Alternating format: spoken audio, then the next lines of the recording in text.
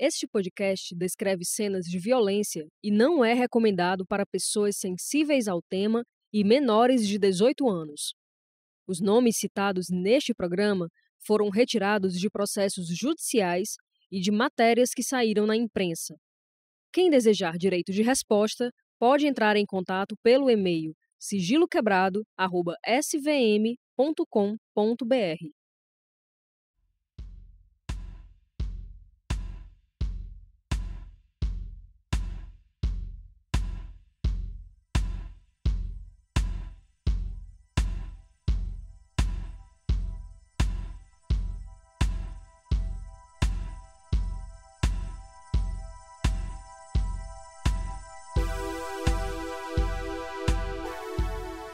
Já faz alguns meses que passo muitas horas do meu dia lendo documentos do inquérito sobre a morte da turista italiana Gaia Bárbara Molinari. Gaia foi encontrada morta no Serrote, em Jericoacoara, no dia 25 de dezembro de 2014. Durante essas leituras, uma coisa sempre me chamou a atenção. No rodapé das folhas do inquérito tem a seguinte frase escrita, abre aspas, Polícia Civil, a justiça criminal começa aqui.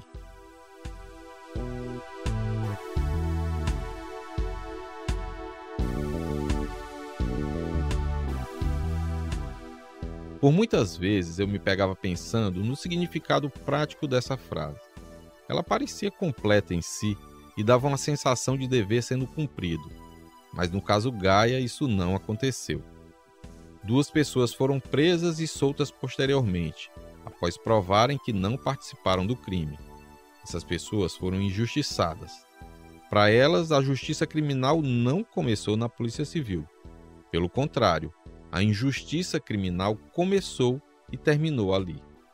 A ausência de um desfecho para a investigação também deixa claro que a justiça criminal não começou na Polícia Civil e tampouco terminou. No episódio de hoje, vamos falar sobre os rumos da investigação, suspeitos citados, presos, resultados e análises de laudos, de procedimentos, do que deu certo e do que deu errado na condução do caso.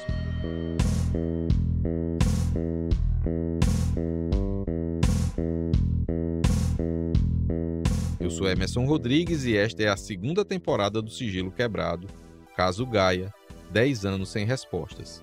Episódio 5, Difícil Resolução. Se você não ouviu os episódios anteriores, eu aconselho que volte e ouça em sequência.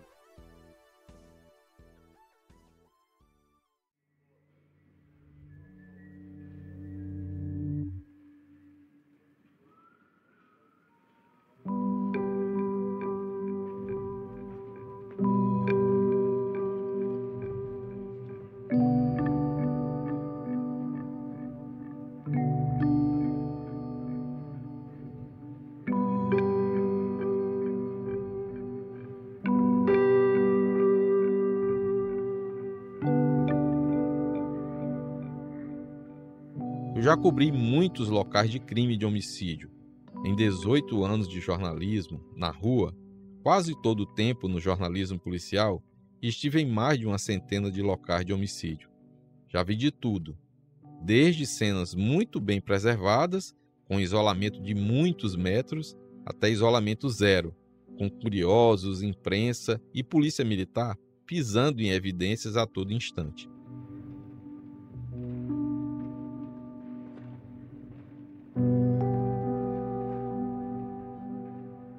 No caso Gaia, não precisa ser muito experiente para perceber que a cena foi totalmente violada. Quando a polícia militar, que deve cuidar do isolamento do local de crime, assim como da sua preservação, chegou ao serrote, já havia muitas pessoas perto do corpo. E esse número de pessoas só aumentou com o passar dos minutos e das horas. E os policiais que ali estavam nada fizeram. Ou se fizeram, não surtiu efeito, pois a violação do local do crime foi evidente e prejudicou o andamento do caso. Conforme documento do Ministério da Justiça, que trata de orientações para perícias, o policial que chegar primeiro ao local do crime, em uma das suas primeiras atribuições, deve se preocupar com os procedimentos referentes aos vestígios e evidências, Para isso, esse policial deve isolar a área de ocorrência do evento criminoso, não permitindo a alteração das coisas, assim como do cadáver, se houver. Ele deverá também evitar que qualquer pessoa tenha contato com os vestígios, assim como para com os instrumentos do crime, resguardando-os, a fim de serem oportunamente analisados pelos profissionais da perícia. No caso Gaia, isso definitivamente não aconteceu. As fotos periciais do local do crime mostram isso com clareza. Nos primeiros episódios, a empresária Paula Bonelli, dona da pousada Nova Era, no qual Gaia se hospedou, afirmou que o local estava com muitas pessoas, algumas tirando selfie. Isso mesmo, meus amigos, tirando selfie. Paula Bonelli não falou isso de ouvir dizer. Ela esteve lá. Paula foi a pessoa que reconheceu o corpo de Gaia. Quando os policiais chegaram ao local, eles não afastaram as pessoas, colocaram uma fita e mantiveram o espaço e o corpo o mais intacto possível, livre para ser periciado. Eu não sei o motivo pelo qual eles não fizeram isso. Eu não sei se eles não dispunham de fitas de isolamento ou se não fizeram uso da fita. O que eu sei é que o local era uma bagunça. O termo que eu posso usar é esse. Era uma bagunça. Ali, perto do corpo de Gaia, foram achados 2 objetos, um óculos de sol e uma baladeira. Mas será que esses objetos já estavam lá quando o corpo foi achado? Ou esses objetos foram colocados por alguém da multidão? Ali, depois, nós nunca saberemos. Diante da não preservação do local, a bióloga, especialista em perícia forense, mestra e doutoranda em sistemática, uso e conservação da biodiversidade, Camila Medeiros, nos diz no que isso pode ter prejudicado os rumos da investigação.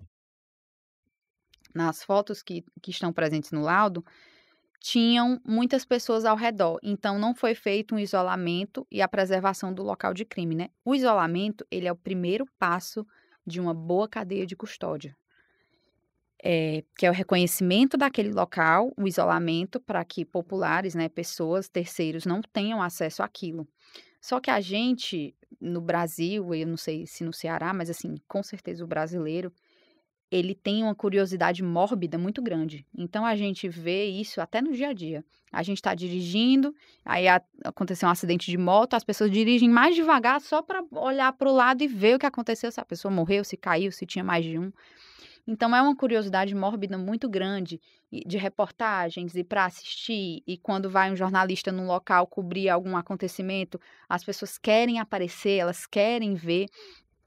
E é algo que infelizmente atrapalha, porque as pessoas acham que eu só estou olhando, mas você só está olhando muito perto, mas você pode ter pisado num projétil que depois se inviabilizou.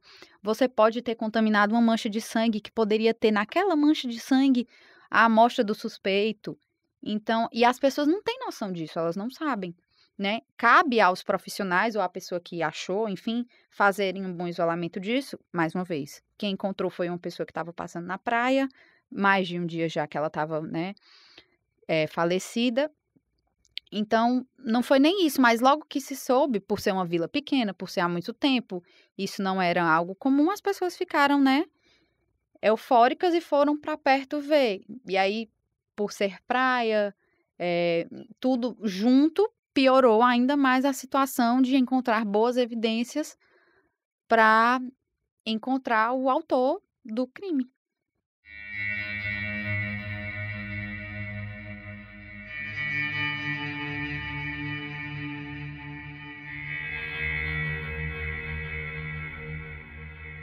O que me chamou a atenção também é que não há menção a essa clara falta de preservação do local do crime em nenhum documento do inquérito.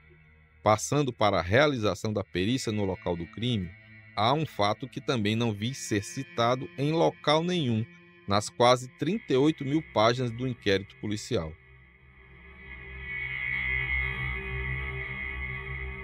Ao olhar 2 fotos presentes no laudo do exame em local de crime contra a vida, percebo um fato que considerei grave, muito grave.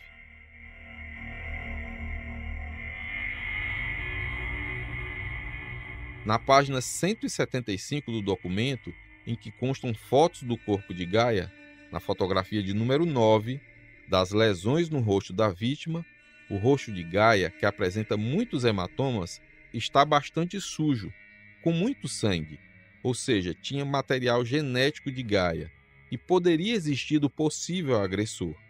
Mas na foto 14, o rosto está limpo, com muito menos sangue, o que indica uma limpeza feita ainda no local do crime, pelo perito ou por quem manuseou o corpo. Falei com uma pessoa que trabalhou na investigação e que teve acesso a essas fotografias, e a pessoa foi taxativa. Limparam o rosto, o pescoço, tiraram material genético. Por isso o DNA é tão fragmentado, tão prejudicado, me disse essa fonte.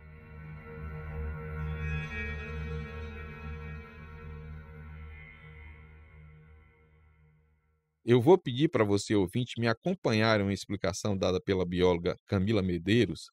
Ela explica como se dá essa comparação.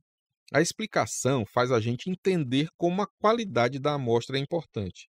E essa qualidade pode ter sido prejudicada ainda no local do crime. Aqui, Camila Medeiros.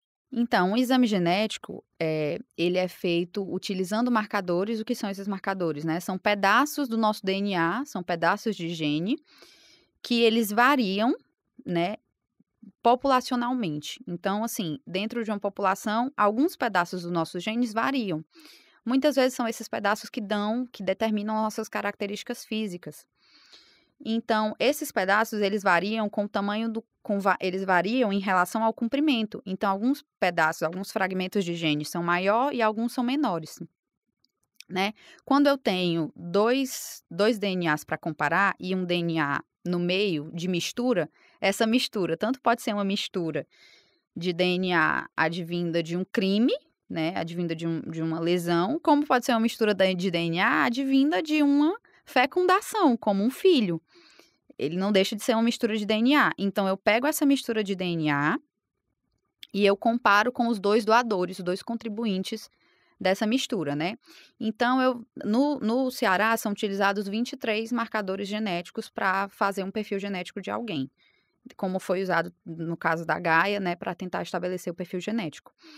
Então, esses 23 marcadores, eles dão números, né, eles dão códigos numéricos, e aí eu faço a comparação como se fosse um joguinho de 7 erros. Então, um joguinho de completar. Eu pego o perfil da mistura, vamos supor que em um gene X, né, um gene A, vamos supor, um gene A, um loci A, o tamanho dos fragmentos desse marcador é 22 e 35. Aí eu olho o contribuinte mulher, ela tem o mesmo gene do mesmo tamanho. Então, ela tem o gene do tamanho 22, igual tem na mistura. E o homem tem o gene no tamanho 35, igual tem na mistura. Então, o 22 veio da mulher e o 35 veio do homem. O gene B, o marcador B, a mulher tem o 22, tem o 35 e o homem tem 47. Olha lá, tem 25 e 47 na mistura. O marcador C tem 6 e 7 na mistura. O 6 veio da mulher, o 7 veio do homem. O marcador D tem só 8 na mistura. E aí, o 8 veio da mulher e o 8 também veio do homem. É possível que os dois tenham o mesmo tamanho naquele marcador para um determinado gene. Isso é possível acontecer. Então, quando a gente faz essa análise nesses 23 marcadores, você identifica, né, quem contribuiu com o que naquela mistura para identificar o perfil genético e dizer, então, beleza, essa mistura, ela veio dessas duas pessoas. Porque a perícia, assim como a biologia também, trabalha muito com estatística e probabilidade. Então, a probabilidade de duas pessoas, qual é a probabilidade de duas pessoas de fazerem uma contribuição genética, né, numa mistura de um perfil que dê exatamente esses mesmos números se elas não tivessem esses números. Então, a probabilidade disso acontecer é baixíssima. E aí lá no laudo vai ter, esse exame comprova que essa mistura é compatível em 99,9999% do doador A e do doador B da mistura. Então é mais ou menos assim que um exame de DNA é feito, por comparação. Então quer dizer que são números, né? Eu imaginava que era assim, eram imagens. Você ia lá colocando uma imagem do lado da outra e ia vendo se era, mas são números no caso aí. São números, mas isso é feito também na eletroforese, que é um gel que corre numa placa retangular, enfim, quadrada, e aí esses números, eles correspondem ao tamanho do fragmento do DNA, né?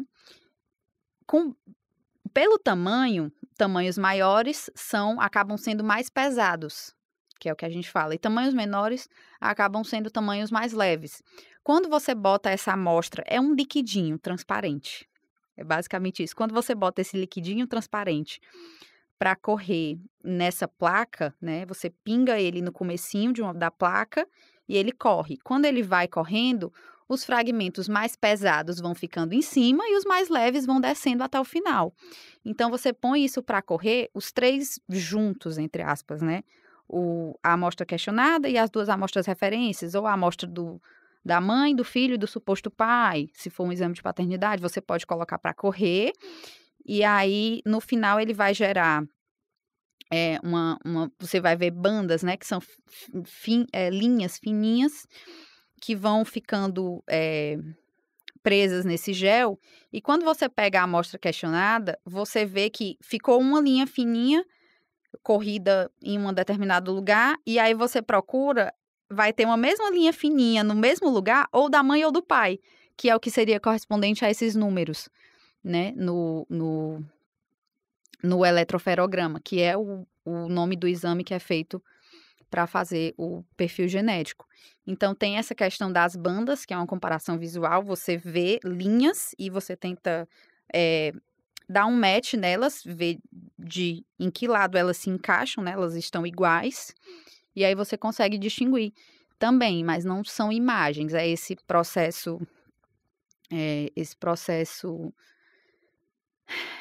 no gel de eletroforese, né? E aí a gente vê, na verdade, mais pelos marcadores mesmo no computador, pelo tamanho dos pares de base.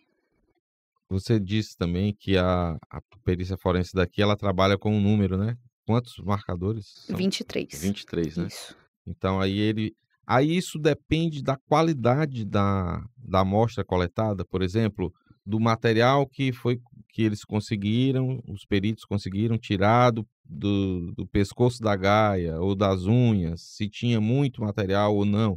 Isso vai interferir no resultado depois, Uhum. se a qualidade é boa, se tem muita mistura? Uhum.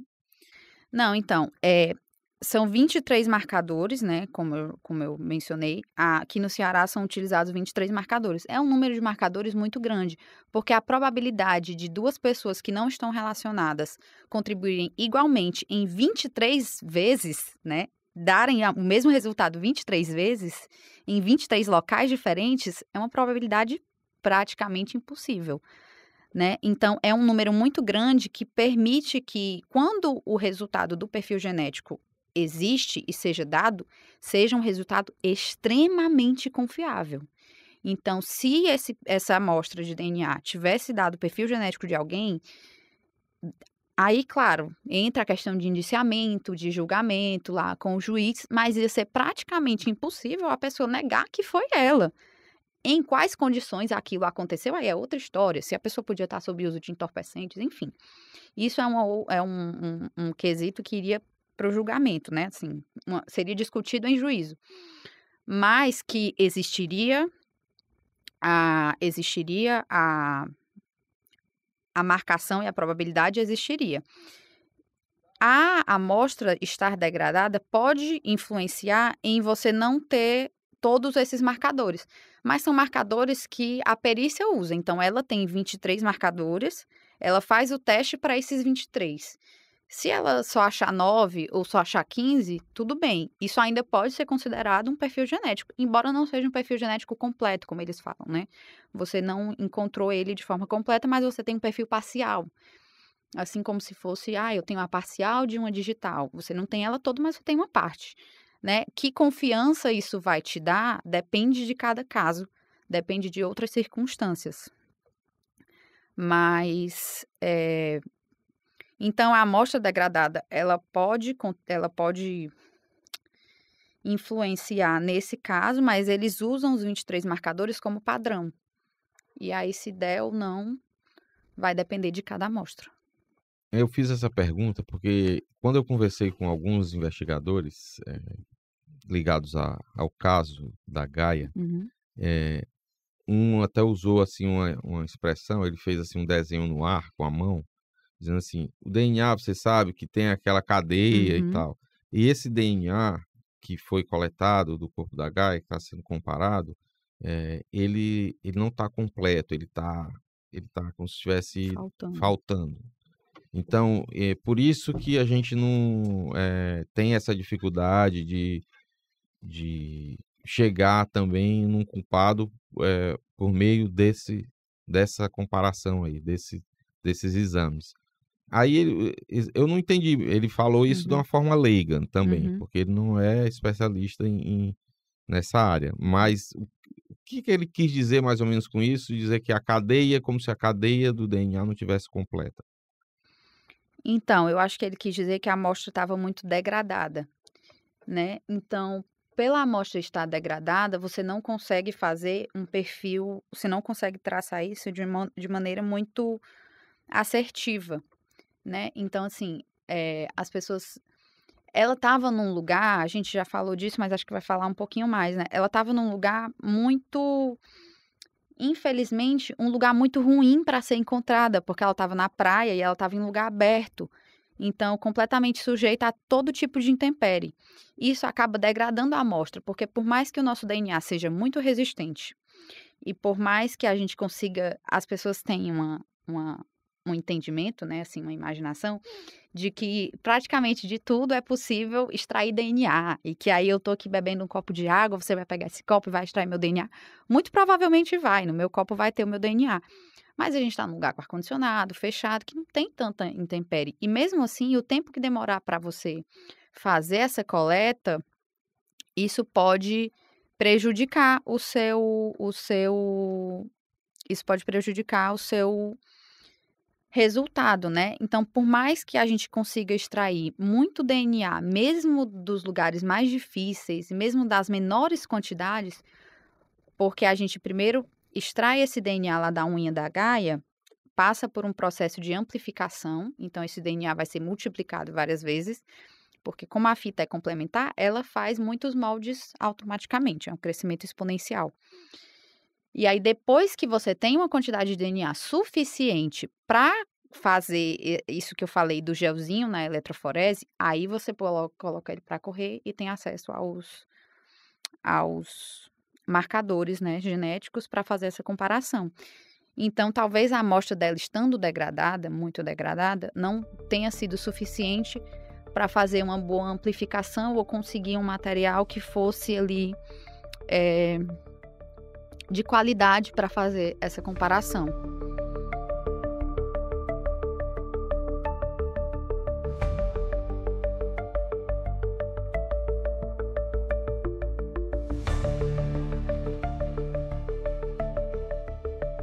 Outro ponto falho do começo dessa investigação é a ausência nos primeiros momentos da polícia judiciária no local do crime e da autoridade policial, o delegado. Todos os investigadores e peritos com quem conversei na produção desse podcast destacaram a importância de a Polícia Civil começar o quanto antes a ouvir testemunhas, suspeitos. No caso Gaia, isso só foi acontecer 24 horas depois e ainda em Fortaleza. Os policiais civis não estiveram nos primeiros momentos ali, sentindo o clima na cidade, ouvindo possíveis testemunhas. Eles só chegaram em Jeri, como já falamos em episódios anteriores, 2 dias depois do corpo ter sido achado. A culpa não é deles, A culpa é de quem não ordenou que eles estivessem lá. Nem os policiais civis, nem o delegado da delegacia plantonista da região estiveram no local para fazer sua parte no trabalho. Qual seria? Qual seria essa parte? Iniciar a investigação e depois repassar para quem fosse ficar com o caso.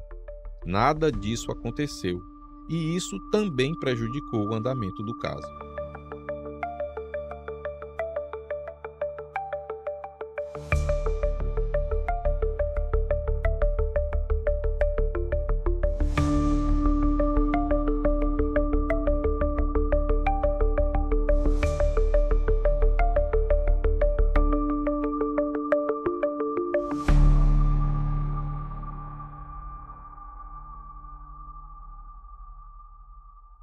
Mas não parou por aí. Depois que o corpo foi recolhido, ele foi levado para a sede da perícia forense de Sobral, no dia 25 de dezembro de 2014. Mas a autópsia só foi realizada quase 24 horas depois da descoberta do corpo. Eu conversei com um perito legista. Meu nome é Vitor Hugo Medeiros Alencar, eu sou médico graduado pela Universidade Federal do Ceará e sou médico perito legista, tenho um título especialista em medicina legal, sou professor de medicina legal do curso de Direito da Universidade de Fortaleza e dou aula também de medicina legal no curso de medicina da Unicristos. O objetivo da conversa era entender o processo da autópsia e como isso poderia ajudar, ou dependendo de como foi feito, prejudicar a investigação. Bom, professor, a gente está diante de um caso que aconteceu há 10 anos, né? Em dezembro de 2014. E assim, a gente analisar apenas os documentos é importante, mas o ideal seria que a gente tivesse explicações sobre os métodos daquela época. Como a gente não tem, eu acho que a gente vai ter que se debruçar no que a gente tem por escrito, né? De acordo com o que o senhor viu no laudo, primeiro no laudo do exame de necrópsia da italiana Gaia Molinari, o que é que o senhor poderia identificar naquele laudo? Como é que eu posso dizer? Ele foi feito de acordo com as normas, de acordo com o que é preconizado nas normas de medicina legal? Antes de ele responder, ele quis fazer uma ressalva. Antes de mais nada, eu queria deixar claro que eu não participei da perícia, que eu só tomei conhecimento do documento através de você, eu não tinha tido acesso ainda ao caso, eu tomei conhecimento através da imprensa à época. Esse caso ele não aconteceu aqui em Fortaleza, enquanto médico perito legista eu sou lotado aqui na sede, então assim, eu me sinto à vontade de falar do caso, porque estou falando só sob o ponto de vista técnico do documento que me foi apresentado e encaminhado por você. Feito o esclarecimento, o perito legista explicou o que viu. Acho que a perícia foi bem feita, foi bem fundamentada, foi bem fotografada. Não, assim, eu não tenho nada a falar sob o ponto de vista da técnica. Obviamente que a gente sempre trabalha, né, com certas limitações, mas não tenho nenhuma crítica a fazer sob o ponto de vista da técnica, não. Não tenho nenhuma crítica ao que eu li no documento, não. Eu perguntei sobre a demora em quase 24 horas do horário em que Gaia foi encontrada até a realização da autópsia e se isso poderia prejudicar o caso de alguma forma. Eu recebi informações de pessoas que trabalharam na investigação do caso que me falaram que um dos problemas que alguns peritos teriam falado para essas pessoas, eu sei que o senhor não tem como opinar sobre isso diretamente, mas que me disseram o seguinte: o tempo que o corpo levou para ser periciado, desde o momento que foi encontrado, o corpo foi encontrado às 13h30 do dia 25. A jovem estava sumida desde o dia 24, da tarde do dia 24.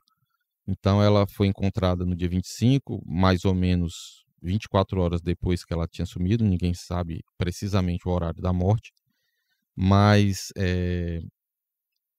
o corpo foi periciado no dia 26, às 10h31. Aí falaram que esse tempo que levou para ser periciado pode ter sido perdido algum material, alguma coisa. Isso pode ter prejudicado nessa análise? Pode, isso é uma regra. Quanto mais próximo da fecundação, menos informação a gente vai ter, e quanto mais distante da hora da morte, menos informação a gente vai ter. Se a gente só tem osso, e para ter só osso, né, uma fase de esqueletização, mais difícil vai ser o exame, menos informação eu vou ter. Quanto mais próximo do momento da morte, mais informação eu vou ter. Então, a gente vai perdendo informação com o passar das horas, né, da perícia pós-mortem. Então, é como se o cadáver fosse falando menos com o passar das horas. Quanto mais próximo do evento morte, mais esse cadáver vai falar, né? Obviamente que ele fala através do exame pericial e através do perito.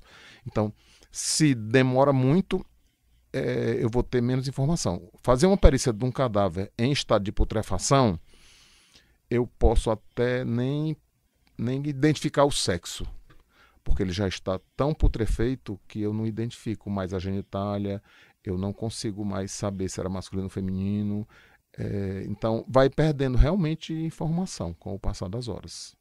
Então, se o exame é feito logo após a morte, ele vai ser mais rico em termos de informação. Eu lembro a ele de um tempo que não se fazia autópsia de noite, em Fortaleza, e pergunto se há alguma restrição sobre o horário para a realização do exame. Assim, o Código de Processo Penal diz que a autópsia poderá ser feita a qualquer hora, né? Então, se não tem uma hora para ser realizada, a qualquer hora pode ser feita. Hoje, em Fortaleza, e eu não sei como nem como era em 2014, em Sobral, que acontecia. Hoje, em Fortaleza, a gente só faz no período diurno. É mais prudente, sai mais bem feito o exame se a gente faz durante o dia. À noite tem a questão da pouca luminosidade, do cansaço do perito, né, de várias outras circunstâncias. Então, o que a gente faz hoje é exame no vivo 24 horas, 7 dias por semana, e o cadavérico a gente está fazendo hoje só de 7 às 19 horas. Não nos impede de fazer, eventualmente, perícias cadavéricas, né, necrópsias à noite, mas não é a regra. O professor explica que, aparentemente, no caso da Gaia, não houve prejuízo depois que o corpo foi recolhido do serrote. Obviamente que os corpos que dão entrada a partir de 19 horas, eles vão ter menos prejuízo porque eles são colocados em câmara fria, e aí essas informações elas não têm o prejuízo que teriam se ficasse ao ar livre, né, com a putrefação evoluindo, porque aí isso de certa forma fica estagnado, né? Por conta do resfriamento do corpo. E aí, às 7 horas da manhã, quando uma nova equipe de plantão entra, esses exames serão feitos. Então, realmente não teria como lhe dizer como era que acontecia em 2014, mas com certeza o fato de ter chegado à noite, que eu não sei que hora chegou, não haveria o prejuízo, porque esse corpo ficaria em câmara fria. E aí não teria esse prejuízo da evolução da putrefação, como se ele tivesse ficado ao relento, né, ao sol, com a putrefação em curso. No momento da autópsia, são recolhidos os materiais para análise posterior. Foi nesse momento que o perito legista recolheu as amostras do corpo de Gaia, que foram comparadas por mais de uma dezena de vezes com o material genético de suspeitos, mas os resultados nunca chegaram ao culpado. Isso me leva à pergunta sobre a cadeia de custódia desse material. Como era feita essa cadeia de custódia em 2014, há 10 anos? Como esse material foi acondicionado? Como ele foi transportado de Sobral para Fortaleza? E como ele fica até hoje guardado? Professor, uma outra dúvida diz respeito à questão da cadeia de custódia. Do material que foi coletado do corpo da Gaia, principalmente as amostras de material genético. Como é que é feito hoje como é que é feito hoje e como é que é o padrão que deve ser feito na medicina legal para você retirar, coletar essas amostras para depois mandar para outro laboratório, o laboratório aqui de Fortaleza, por exemplo, que faz essa análise genética, para eles analisarem o DNA, por exemplo. Porque aqui ele diz assim, coletei, vou até ver aqui, foram colhidas as seguintes amostras para pesquisa de DNA. 2 amostras das escoriações vistas no pescoço, 2 amostras das escoriações da região inguinal, foi colhido 60 ml de sangue na veia cava e cavidade torácica para pesquisa toxicológica. Aí não foi possível coletar urina, pois a bexiga estava vazia, foi coletada também a amostra do fígado, pulmão e parte da mucosa do estômago para pesquisa toxicológica.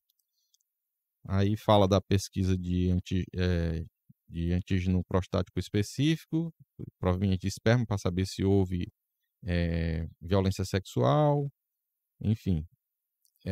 Mas, assim, como é que se dá a questão da cadeia de custódia desse material? Olha, Coletado na autópsia.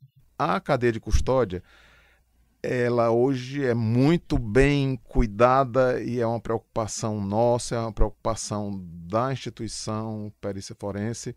A gente coleta o material, a gente acondiciona, a gente identifica, a gente lacra e a gente entrega a uma pessoa que vai registrar que recebeu, vai documentar e vai ficar consignado que quem recebeu, a hora que recebeu e o número da entrega desse material. Então, por exemplo, se eu vou pegar um suave vaginal, eu estou pegando um suave vaginal ou 2 suaves vaginais, eu coloco dentro de uma caixa de papelão, os 2 suaves, eu fecho.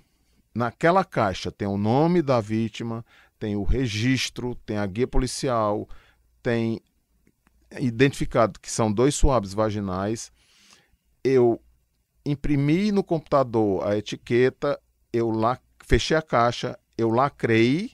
Se alguém for mexer, vai violar o lacre, vai ser identificado que o lacre foi violado.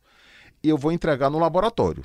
Quando eu entrego no laboratório, eu já coloquei no sistema para onde eu estou enviando aquele suave vaginal e o que eu quero que seja feito com ele. Se eu quero que arquive para um futuro exame, se eu quero que seja feito pesquisa de DNA, se eu quero que seja feito pesquisa de espermatozoides, se eu quero PSA.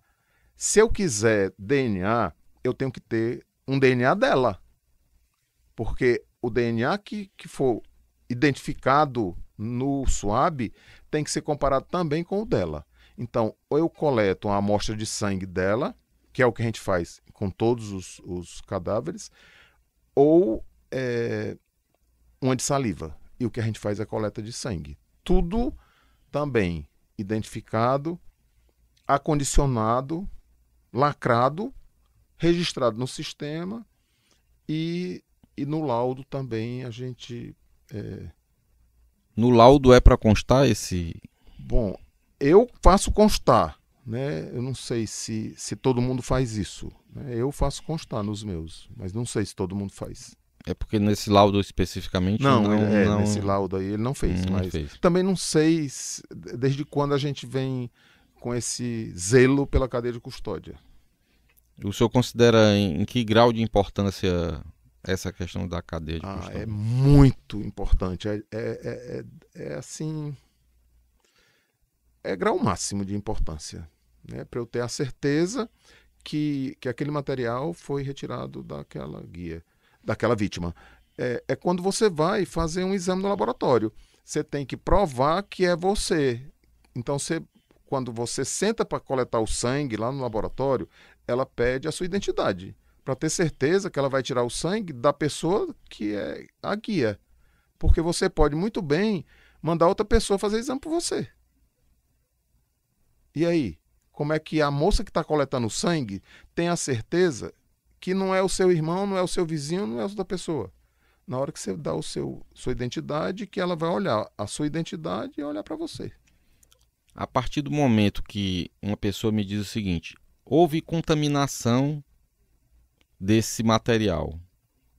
Essa contaminação, ela pode se dar em que momento? Essa contaminação pode se dar no momento da coleta, né? Eu estou coletando, mas a minha luva, eu peguei lá na mesa tinha... Porque tem material genético em todo canto, né? Na hora que eu pego no seu braço, eu já deixei material genético meu no seu braço. Então, tem DNA espalhado no mundo todo. Na hora que eu estou falando, eu já estou contaminando esse microfone e já tem material genético meu aqui. Então, pode haver um certo grau de contaminação nas coisas. E pode haver na hora da coleta uma contaminação. Se eu não estava de máscara, se eu não estava de luva, ou se por algo, eventualmente eu posso contaminar pela bancada mesmo ou na hora da coleta.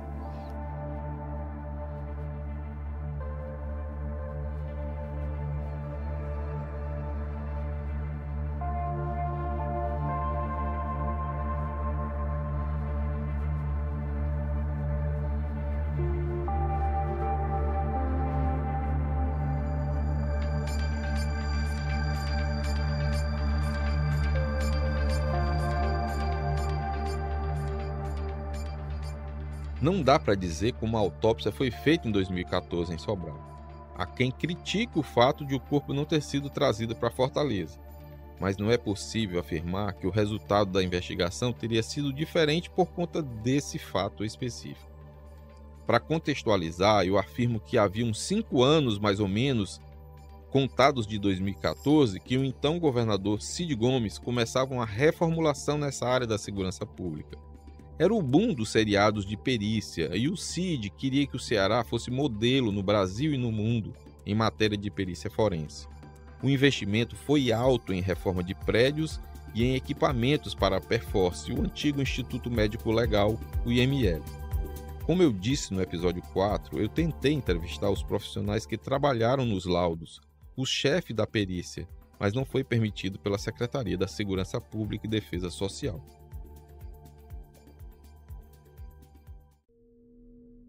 Dentre tantas indagações que ficaram sem respostas, eu faço uma pergunta sobre a causa da morte de Gaia para o professor Vitor Hugo. Ele tenta me responder com base no que leu no laudo. O que está escrito ali parece simples, mas há lacunas não fechadas. Gaia foi morta por asfixia decorrente de estrangulamento, mas nunca foi encontrado o que teria sido usado para estrangular a italiana.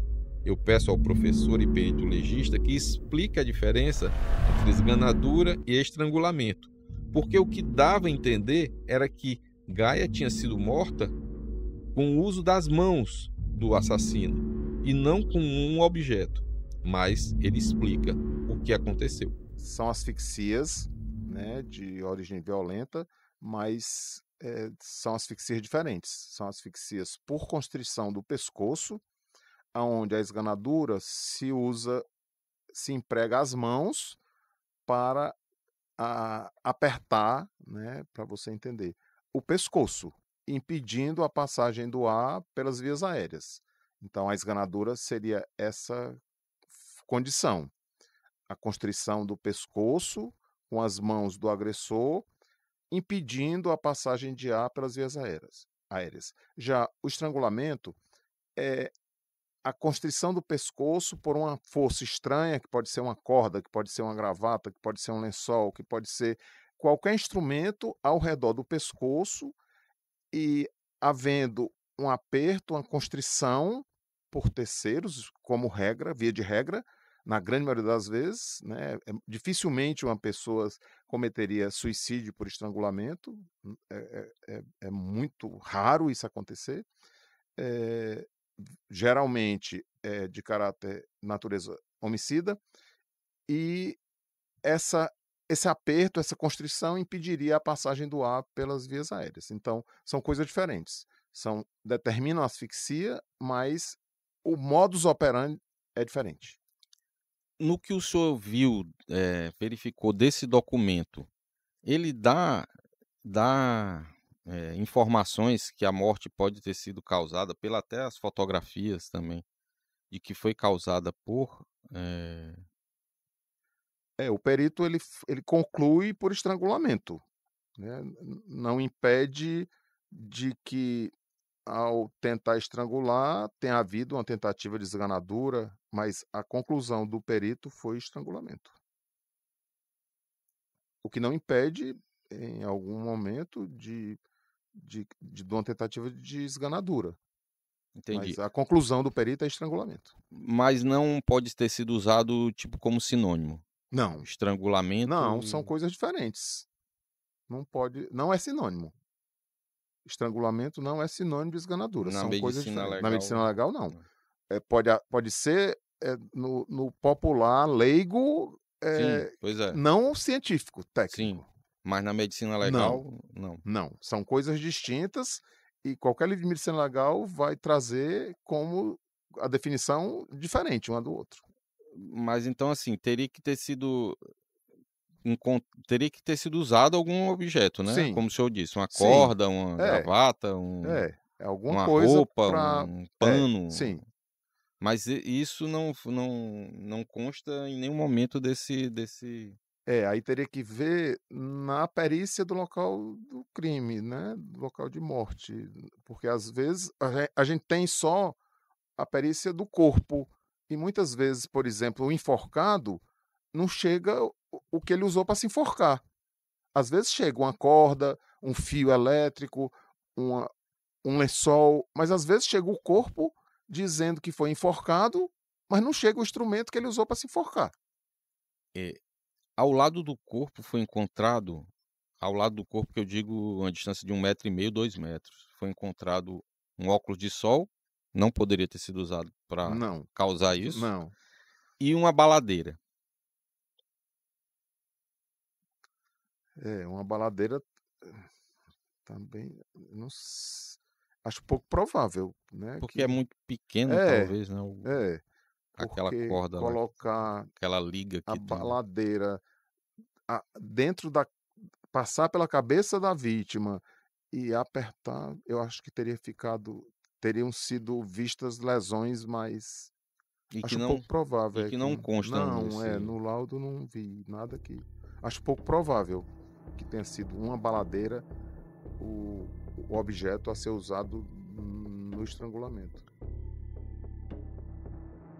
Nas fotografias dá para ver alguma lesão causada que teria sido causada tipo por uma corda ou Não, porque no estrangulamento e na esganadura, a vítima, como a natureza jurídica é criminosa, a vítima não vai ficar parada. Ela vai reagir, ela vai levar a mão dela no pescoço, ela vai lutar, E aí tem um comemorativo de lesões. Então tem lesões no pescoço, tem lesões na face, tem... Então, nas duas situações, eu posso ter várias lesões. Ela tinha uma lesão forte também, uma lesão considerada grave, que estava assim, aberto, né, aparecendo um pouco do osso, no queixo, e tinha uma outra no olho. Aí um perito do local de crime acha que pode ter sido utilizado um material contundente.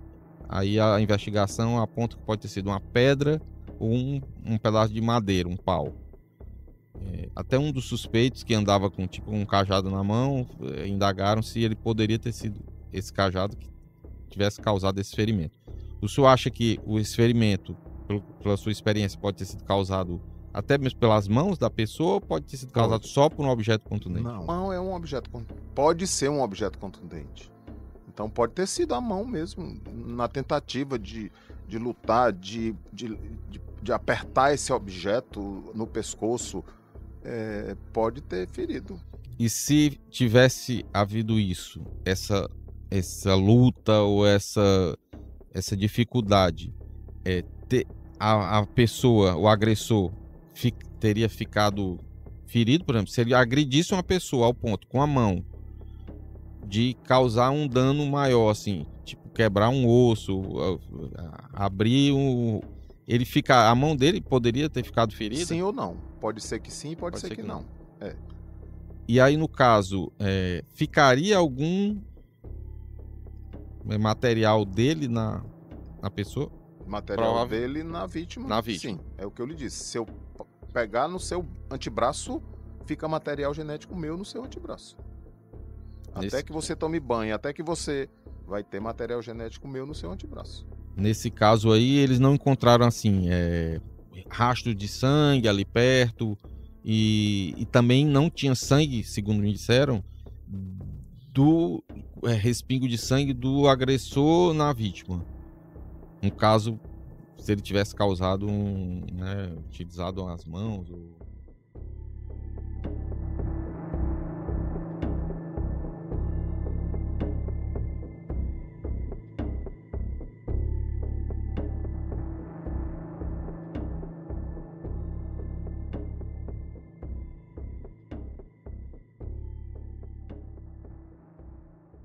Sobre esse ponto dos vestígios deixados no corpo, pergunto à bióloga Camila Medeiros sobre as marcas deixadas e a violência empregada.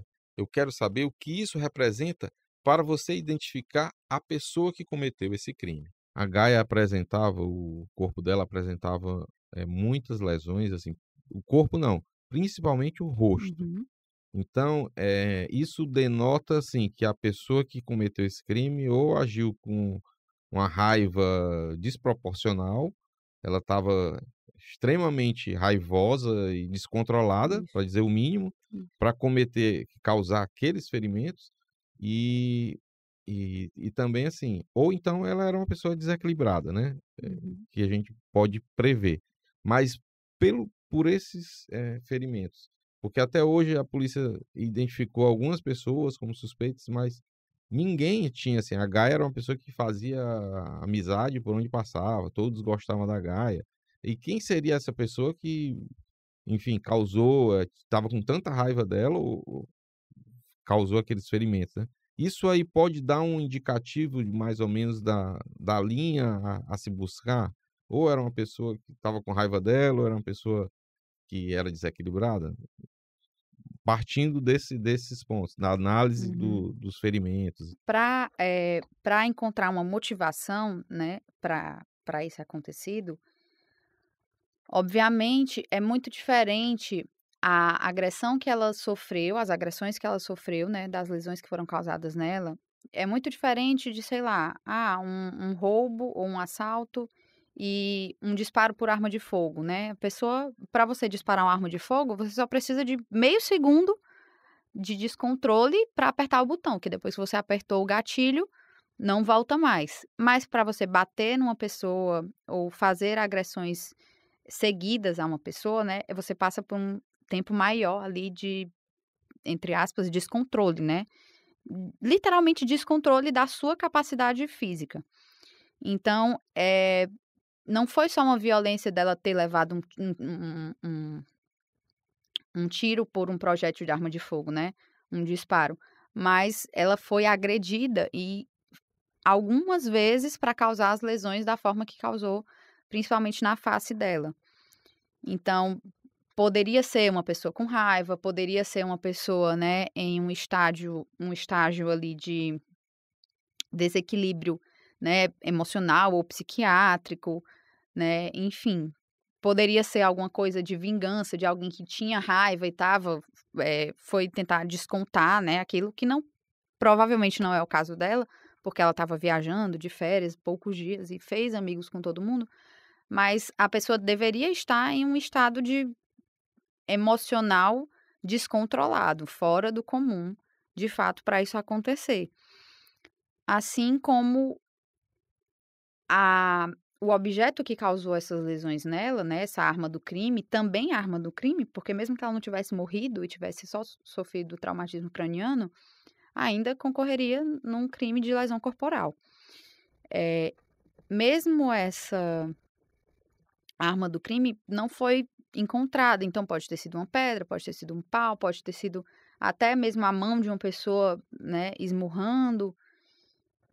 Aí eu chego num ponto interessante, porque se fosse alguém esmurrando, utilizando a mão Uhum, para causar aquele tipo de ferimento, muito provavelmente essa pessoa estaria com com a a mão mão machucada. machucada. Isso, isso. Então, provavelmente também realmente ela teria a mão machucada. E aí a gente volta para aquilo que eu falei do tempo que passa ser a verdade que foge. Porque se foi uma pessoa que pode ter batido nela usando as mãos, né? Essa pessoa ia ficar com as mãos machucadas. Mas provavelmente esse machucado na mão da pessoa sumiria em poucos dias, nunca mais voltaria. Você não ia ter a mão dela para ver que estava machucada. Uma vez que a pessoa que bateu e usou só a própria mão, por exemplo, tomou um banho, lavou as mãos, saiu, foi tudo pelo ralo, o sangue, os vestígios. Então, não, se tivesse sido uma pessoa que bateu com a mão, essa arma do crime nunca mais vai ser encontrada, porque já não existe mais. Essa verdade já fugiu, né? Um pouco diferente, mas não muito, se tivesse sido um outro objeto, um pau, uma pedra, o que fosse, né? Que poderia ter sido encontrado, mas também, se fosse uma pedra ou se fosse um pau depois que tivesse sido jogado no mar, já que ela estava na praia, pronto, quem vai achar isso dentro do mar, né? É praticamente impossível também.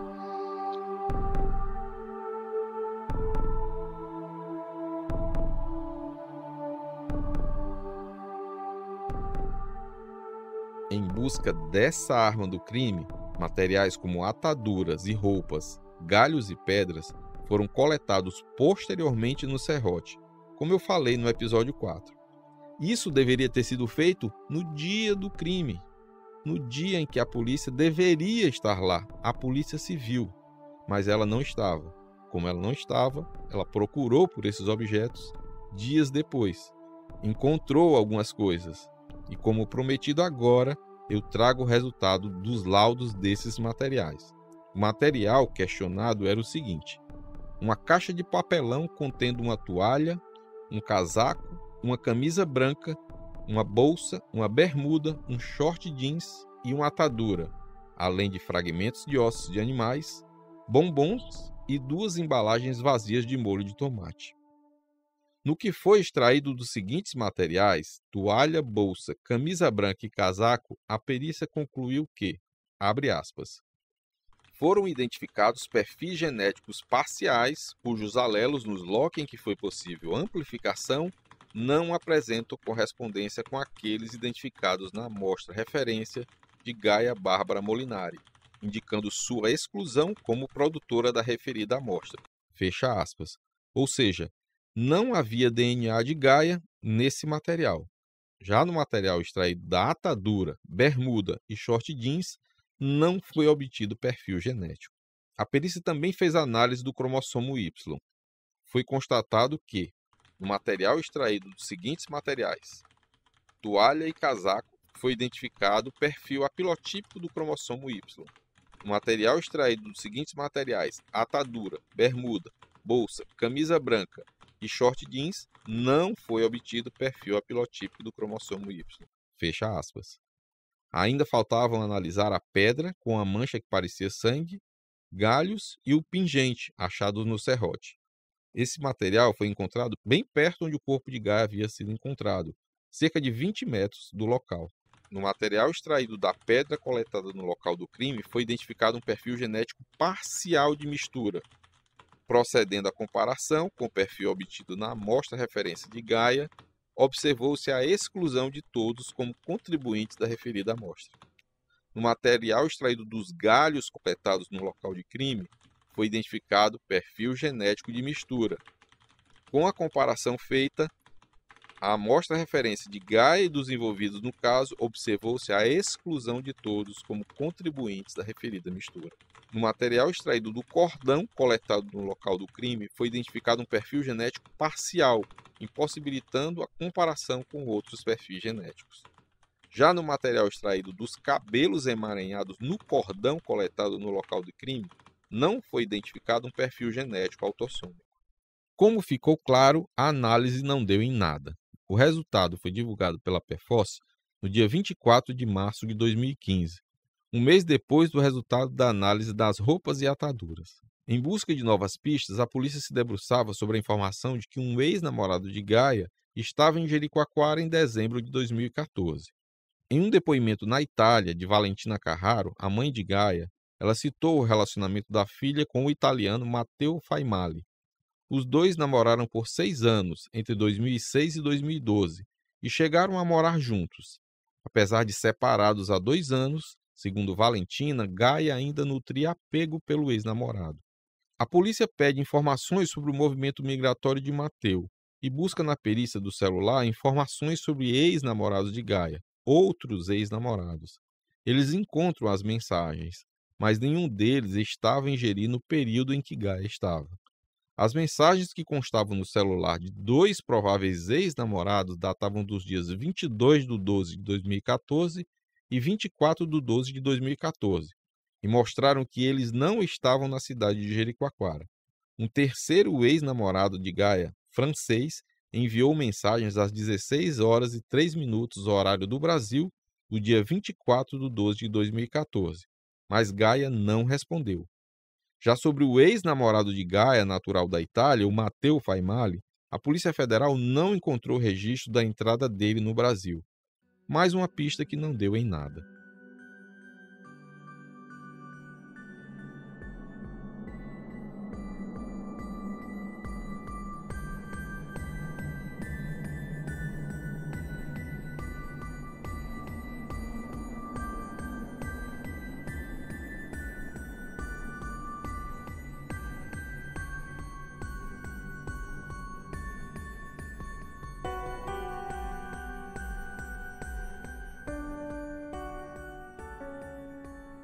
O que também não deu em nada foi a minha tentativa de confirmar uma informação que eu recebi de uma fonte que participou de uma das fases da investigação.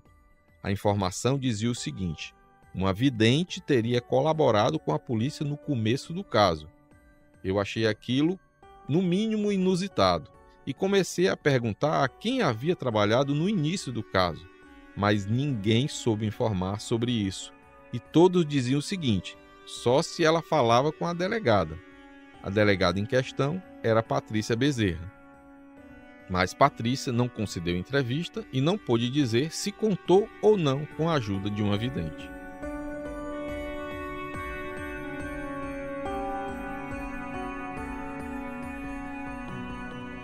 O que conseguimos confirmar foi a informação repassada por um ouvinte do Sigilo Quebrado.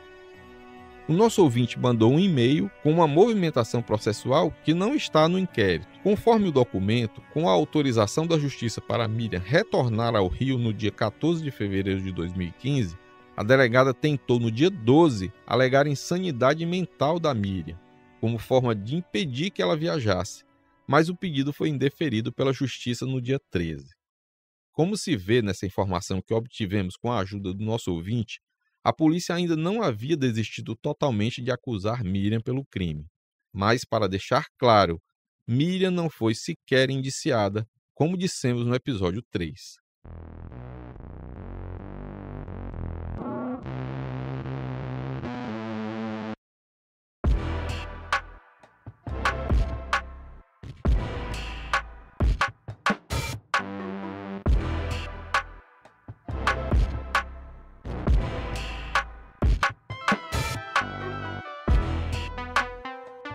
Por outro lado, várias diligências eram realizadas em Jericoacoara e nos arredores.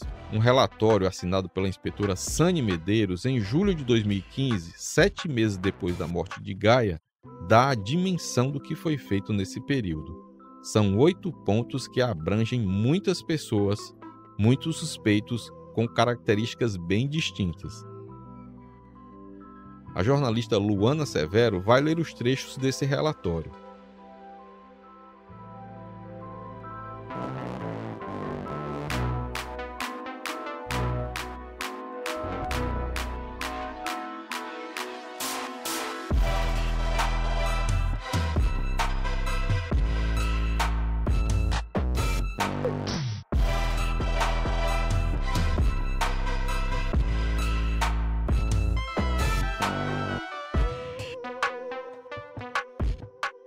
Abre aspas.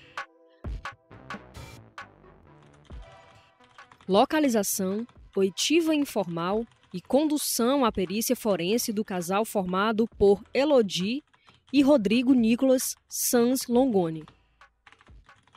2. Localização, oitiva informal e coleta de DNA de nativos com o histórico de abordagem e venda de drogas a turistas estrangeiras do sexo feminino.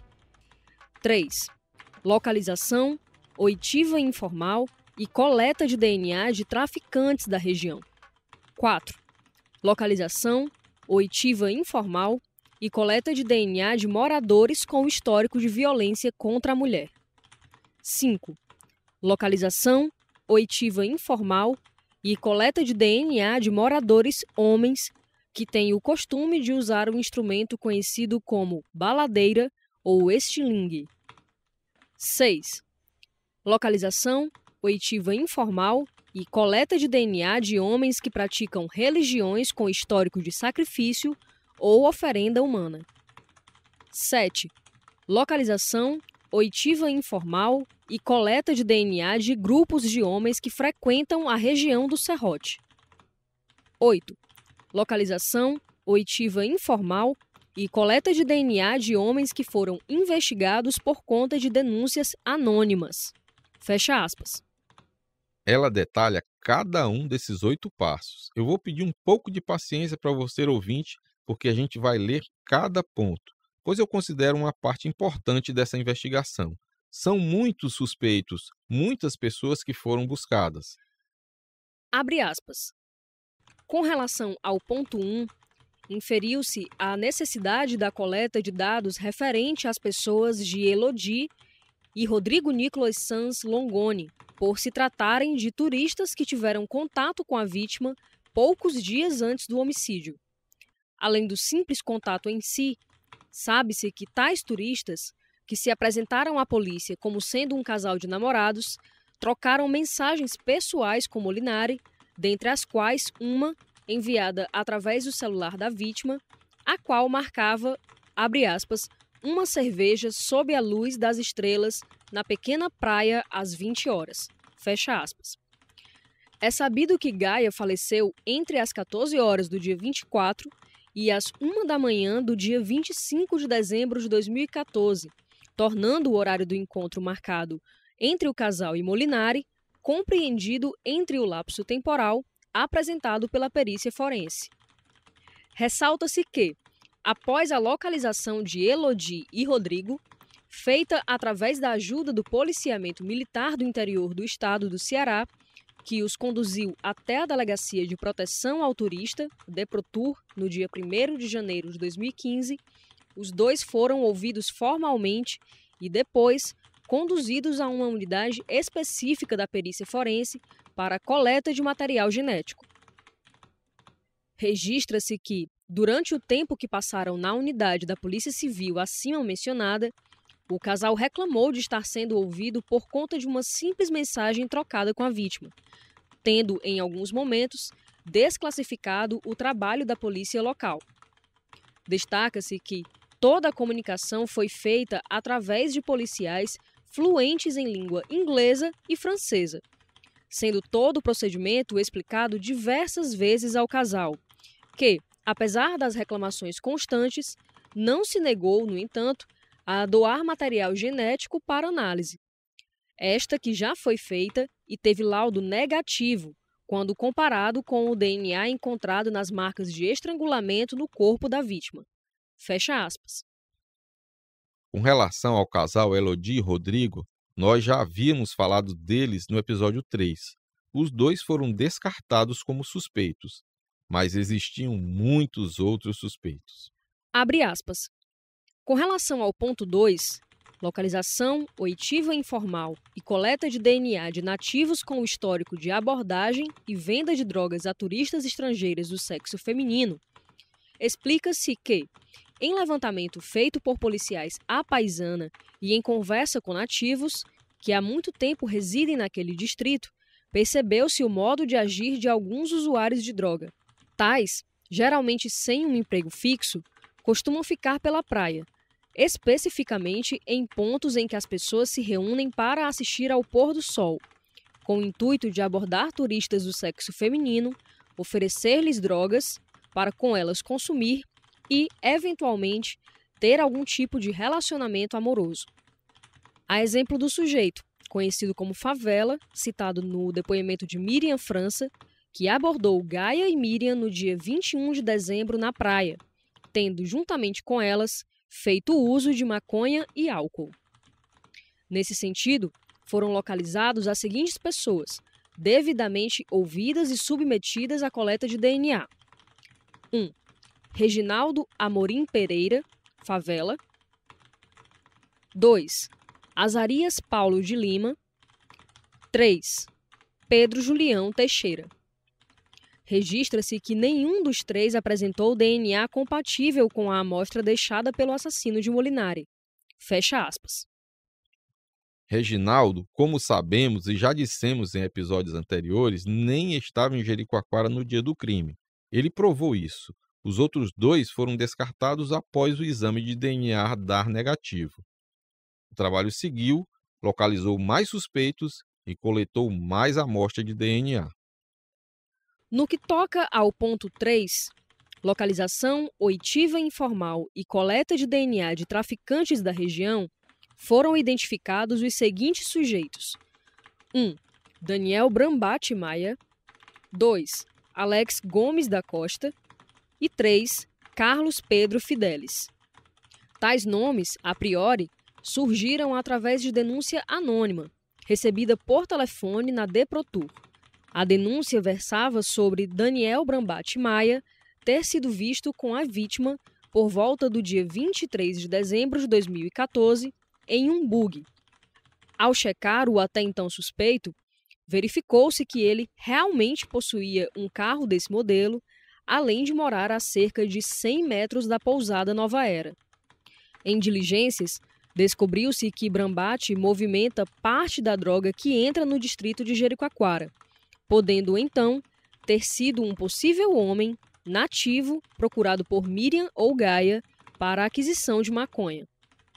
Já o nome de Alex Gomes surgiu durante os levantamentos feitos com o intuito de checar a pessoa de Brambati, sendo Alex Gomes um homônimo de um dos passageiros que pegou o mesmo ônibus que Miriam França, com destino à Fortaleza e, em seguida, a Canoa Quebrada, tendo sido, por esse motivo, localizado e checado seus antecedentes, além de requerida uma amostra de DNA.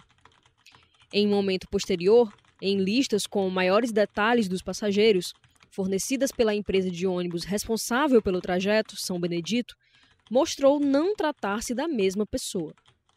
Pedro Fidelis foi procurado e investigado por ser próximo a Daniel e costumeiramente ser visto em festas com Brambati. Ressalta-se que todas as amostras desse grupo, Daniel, Alex e Pedro, já foram devidamente enviadas à perícia forense, tendo como resultado negativo para o comparativo buscado.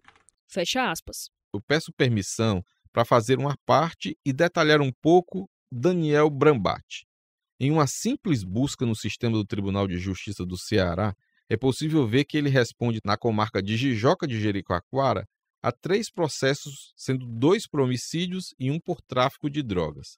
Já na comarca de Cruz, ele também é processado por tráfico, assim como em Fortaleza. Na capital cearense, Brambati também responde na Vara de Delitos e Organizações Criminosas a um processo por promoção, constituição, financiamento ou integração de organização criminosa. Mas como o resultado do DNA dele deu negativo, foi descartado como suspeito. Além de fornecedores de drogas e aviões, a polícia procurou homens com histórico de violência contra a mulher. E as buscas resultaram no seguinte. Abre aspas. Os nomes relativos ao ponto 4, localização, oitiva informal e coleta de DNA de moradores com histórico de violência contra a mulher, foram buscados através de informações passadas por moradores locais, além de levantamentos feitos no Sistema de Consulta Integrada da Secretaria de Segurança Pública e Defesa Social, a SSPDS, quais sejam 1. Antônio Lucas dos Santos Nascimento, conhecido como Tonho do Kite. 2. Valdemar Vieira de Azevedo. 3. Natanael dos Santos Moura. E 4. José Flávio de Oliveira Medeiros.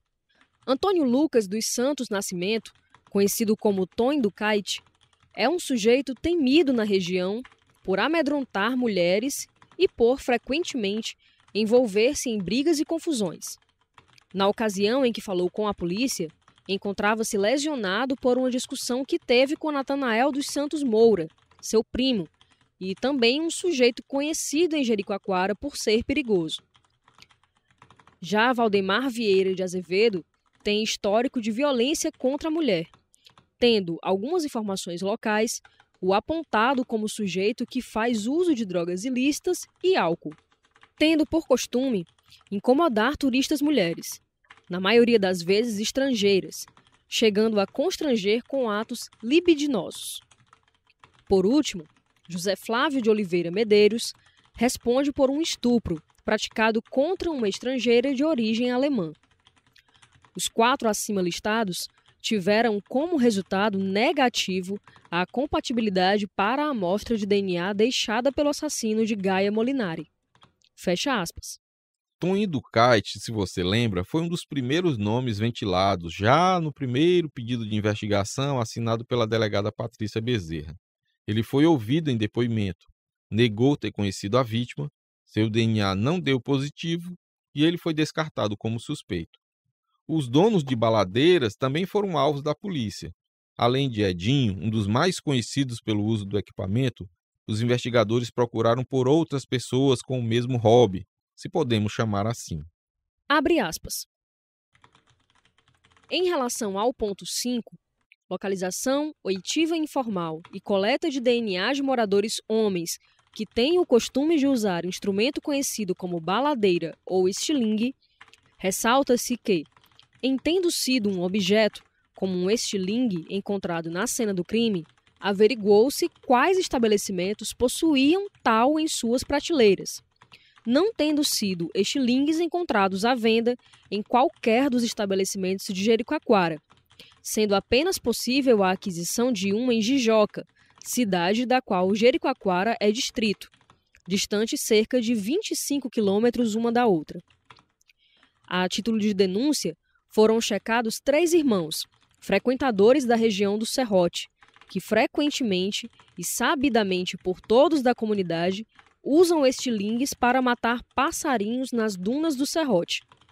São eles: 1. Isaac dos Santos Silva. 2. Natan dos Santos Silva. E 3. Davi dos Santos Silva. Relata-se que, na presença dos pais, os 3, sendo 2 menores de idade, submeteram-se a uma coleta de DNA, que resultou em resposta negativa para a compatibilidade com a amostra padrão do assassino. Fecha aspas. As linhas investigativas se ampliavam, em minha opinião, até demais. Nessa investigação ainda não havia nenhuma menção a sacrifícios e rituais, mas isso também apareceu, como podemos perceber aqui. Abre aspas. Com relação ao ponto 6, localização, oitiva informal e coleta de DNA de homens que praticam religiões com histórico de sacrifício ou oferenda humana, fez-se necessária a busca nessa linha pelo que segue. A região do Serrote é usada por alguns nativos que praticam religiões com histórico de sacrifício humano. 2. A data em que a vítima morreu é significativa por ser noite de Natal. 3.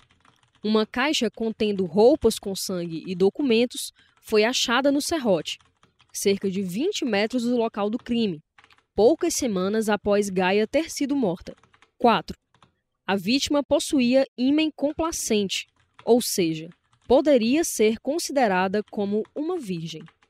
Em diligências, apurou-se que, nas proximidades do serrote, morava um homem de nome Francisco Toniel Teixeira, o qual havia sido internado pela família alguns dias após o Natal, em uma clínica para pessoas com doenças mentais.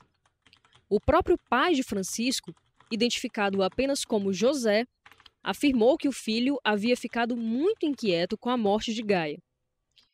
Descobriu-se então que Francisco Toniel havia sido internado em uma clínica na cidade de Sobral, distante 240 quilômetros da capital cearense.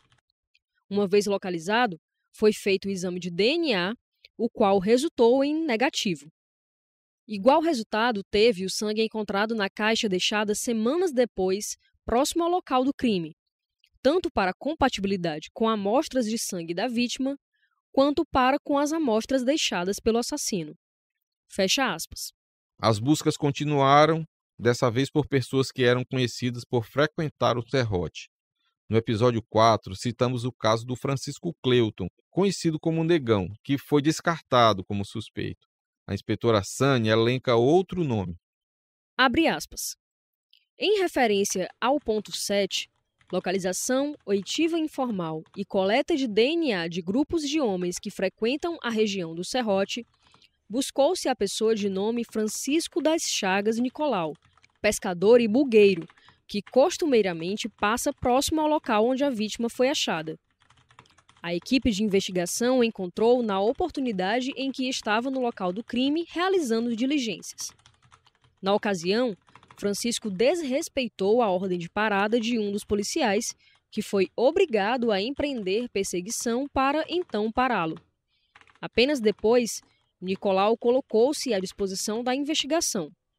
Disse não lembrar de ter visto ou ouvido nada de diferente no dia 24 na região do serrote e, quando pedido para fazer o exame de DNA, apresentou-se disponível, de forma que o exame foi feito e teve como resultado negativo. Fecha aspas. Faltava um último grupo a ser investigado. Abre aspas.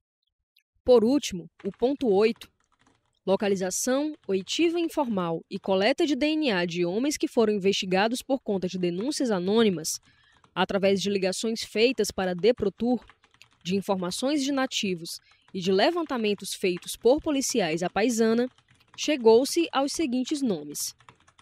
1. Diego de Castro Nascimento e 2. Carlos José da Silva. Devidamente localizados, tiveram amostras de DNA coletadas, nas quais resultaram em negativo para compatibilidade com a amostra do assassino. Fecha aspas. A investigadora destaca no documento o trabalho realizado durante as buscas e o que ainda faltava a ser feito. Abre aspas.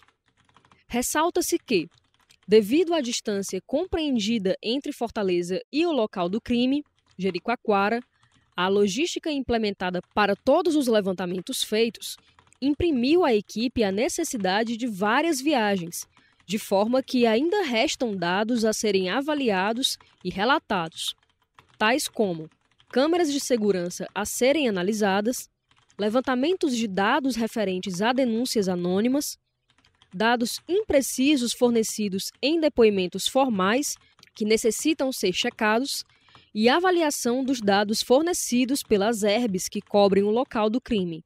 Fecha aspas.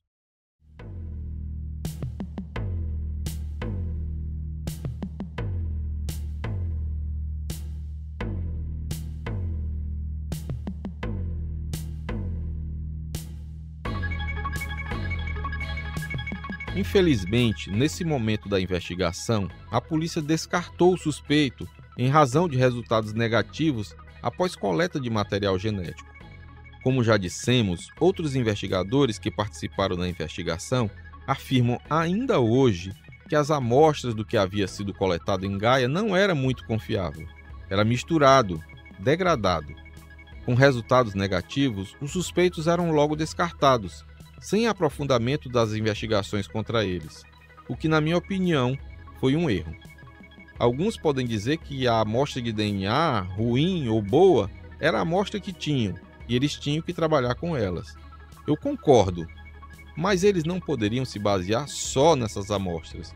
Se deu negativo, descartou e esquece. Era preciso ir além, e eles não foram. Depois dessa extensa lista de diligências, a polícia chegou meses depois em Francisco Douglas. Nós já sabemos no que resultou investir em Douglas. Contamos detalhadamente o que aconteceu com ele no episódio 4. Depois da soltura de Douglas, a delegada Patrícia assinou um enfadonho e vazio relatório de 77 páginas, desistindo da investigação, entregando os pontos. Trouxe um trecho desse relatório no episódio 4 também. Em outro trecho que será lido hoje pela jornalista Melissa Carvalho, Patrícia diz, por fim, que... Abre aspas. Tecnicamente, nada mais há a fazer, de modo que continuar as investigações redundaria em injustificável desperdício de tempo e recursos que poderão ser canalizados para outros inquéritos, mais recentes e com melhores possibilidades investigatórias. Quanto a isso, é oportuno transcrever as sábias palavras do ilustre delegado de polícia do Distrito Federal, Luiz Julião Ribeiro, na introdução de sua obra Investigação Criminal, Homicídios. Abre aspas. O trabalho da polícia é como o do médico. Este não é obrigado a todo custo salvar o paciente, mas dispensar-lhe o melhor tratamento médico possível. Isso também se aplica com toda certeza ao trabalho prestado pela polícia investigativa. Fecha aspas. Não obstante, caso chegue ao conhecimento da Polícia Judiciária algum fato novo que possa propiciar seu completo deslinde, procederá a autoridade policial na forma estabelecida no artigo 18 do Código Processo Penal. Na oportunidade, solicita-se que, caso o representante do parquê entenda necessária a devolução dos autos para novas diligências, que as especifique.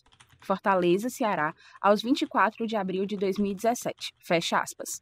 No dia 20 de março de 2018, quase um ano depois do triste relatório, a promotora Cibele Nunes de Carvalho Moreira não concorda e dá um prazo de 120 dias para que a delegada Socorro Portela faça diligências. Socorro Portela, como dissemos no episódio 4, era a pessoa que estava presidindo as investigações naquele momento.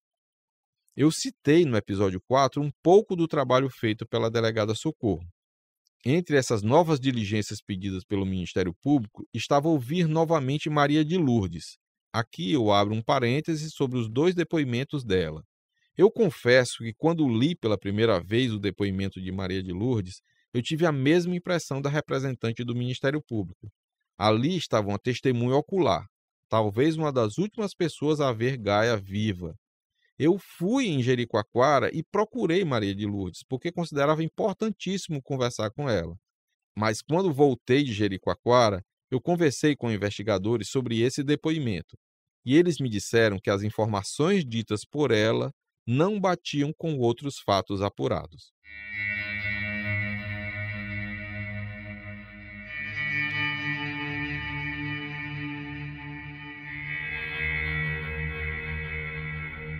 Em primeiro lugar, não daria para Maria de Lourdes ouvir o suposto grito de Gaia do local que ela afirmava ter escutado, da distância em que ela estava.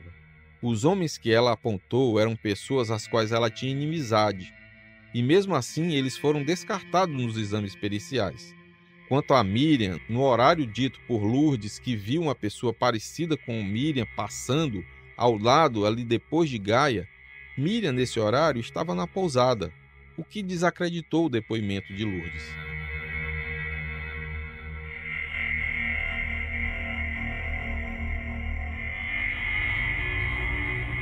Algumas pessoas me perguntavam, mas essa mulher, por que não vão atrás dela e dessa pessoa que viu e desse homem que passou? Tudo isso foi descartado pela polícia por conta da falta de credibilidade nesse depoimento. Mas há quem afirme com toda a convicção que o autor do crime é um nativo de Jericoacoara. Isso porque o exame do DNA de Douglas, que apontou uma mistura de cromossomo Y no material encontrado no corpo de Gaia, que seria de uma pessoa do sexo masculino dos ascendentes de Douglas até a 10ª geração, poderia implicar um nativo de Jeri. Eu trago novamente a explicação de Camila Medeiros sobre esse ponto. Ela diz que, muito provavelmente, encontrar esse outro nativo não ajudaria a resolver o caso. Isso porque a amostra de DNA era degradada. É uma resposta, na biologia tudo depende. Então, depende, né? Porque teria que fazer uma nova análise de DNA com as amostras questionadas que estão guardadas, né? Acondicionadas na central de custódia. Mas depende. Eu imagino que possa dar o mesmo problema de não conseguir um material genético pelas amostras. Se for essa questão da proporção na mistura, que eu mencionei anteriormente, pode ser que dê o mesmo problema. Se for uma outra, se esse match não tiver sido dado com o Douglas por algum outro motivo que eu desconheço, pode ser que não aconteça com esse outro homem que possa vir a ser trazido para questionar essa amostra. Então, pode ser que dê o mesmo problema e a amostra esteja muito degradada e ela não seja... acabe não sendo viável para encontrar o perfil genético, e pode ser que não. Eu, particularmente, acredito que continue na dificuldade, nesse mesmo gargalo, de não encontrar o perfil genético, dado a degradação da amostra.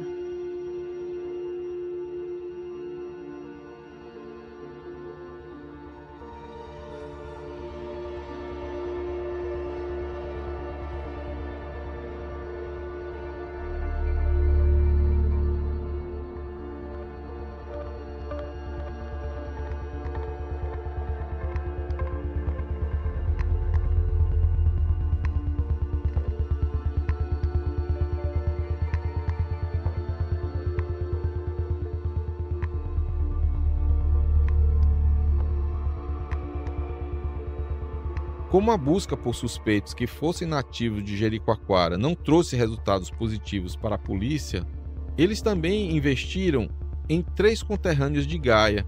Eles foram investigados. São eles: os instrutores de windsurf Alessandro March e Máximo Zacarias e o empresário Cristiano Pacciori. Alessandro foi para a Itália no dia 6 de janeiro de 2015, antes do dia que estava marcado para ir, que era dia 18 de janeiro.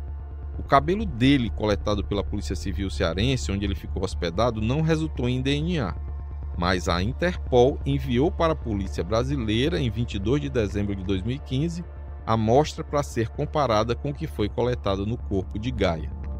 Agora, isso foi feito? Perguntei à Polícia Civil, mas não obtive resposta até a publicação deste episódio. Sobre o outro instrutor de windsurf, o Máximo Zacarias. O seu nome foi checado porque uma denúncia sobre violência contra a mulher chegou para a polícia. Os policiais o procuraram, o localizaram e o ouviram no dia 6 de maio de 2015. Ele negou ter conhecido Gaia. Ele disse que conhecia Alessandro, que também era instrutor de windsurf. No interrogatório feito pela delegada Patrícia Bezerra, não há citação sobre se foi pedido a amostra de DNA de Máximo Zacarias. Foi pedido?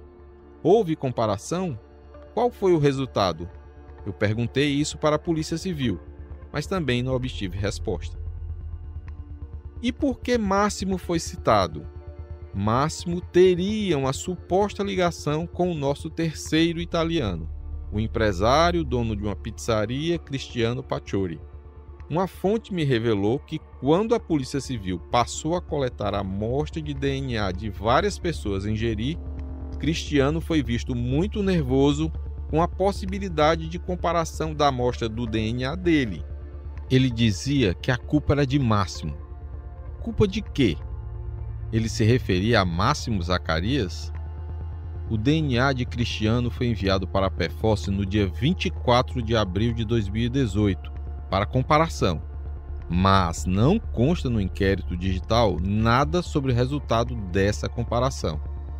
Eu pedi à Polícia Civil informações sobre isso e não obtive resposta. Alguns dos últimos atos do inquérito, últimas movimentações do caso, últimos depoimentos foram de Paula Bonelli e da mãe dela, Virgínia Letreze, em 2019. 5 anos depois, a polícia ainda andava em círculos, em busca do que até hoje nunca encontrou.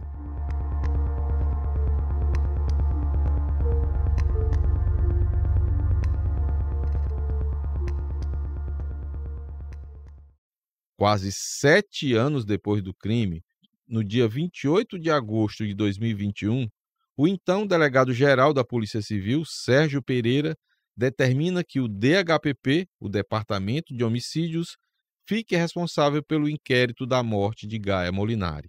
A decisão, que deveria ter sido tomada em 2014, veio um pouco tarde. No dia 24 de setembro de 2021, o delegado Harley Filho, então diretor do DHPP, abre o volume 11 do inquérito do caso Gaia. O delegado Paulo Renato Moreira, então do DHPP, pede em 6 de dezembro de 2021 a digitalização integral do inquérito, que então era físico, a dilação do prazo para concluir a investigação e cumprir diligências pedidas, já que o caso estava parado.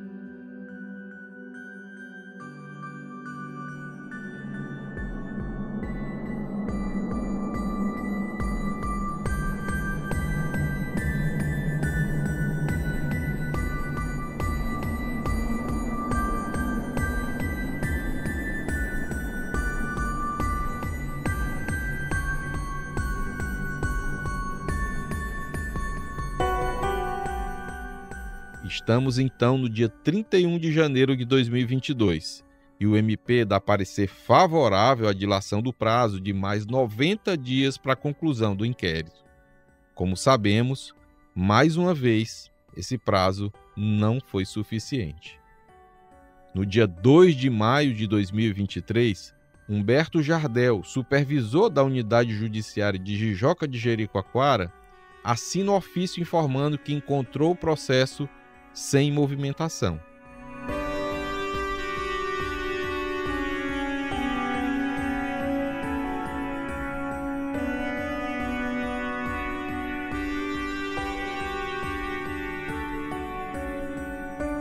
Como disse no episódio passado, a última movimentação que consta no inquérito é o ofício do delegado Ícaro Gomes, do DHPP, dizendo que não há prazo para retomar as investigações, porque o inquérito é imenso, consta de quase 40 mil páginas. Mesmo que essas investigações retornem, os investigadores com quem eu conversei são céticos na resolução do caso. Alguns especialistas no assunto também, como a bióloga Camila Medeiros. Assim, possível né? Mas eu acho que seja muito difícil, porque é um crime que teve um grau de complexidade muito alto, né? Por vários motivos. Então, ela não era residente brasileira, ela passou poucos dias em Jericoacoara, então aquilo que a gente conversou sobre as motivações, quem teria uma motivação para cometer tamanha crueldade com ela? Então, é difícil de encontrar uma pessoa, por mais que os suspeitos, ou enfim, né? É uma pessoa que passou do lado dela. Só pelo fato de uma pessoa ter passado do lado dela, não significa que a pessoa vai matar a outra, né? Então, é muito difícil ligar essas motivações, né? Não existiam câmeras de segurança que pudessem dar, que pudessem colocar alguém num local pelo menos próximo a ela, no horário em que o crime deve ter acontecido, né? Na faixa de horário que aquilo aconteceu.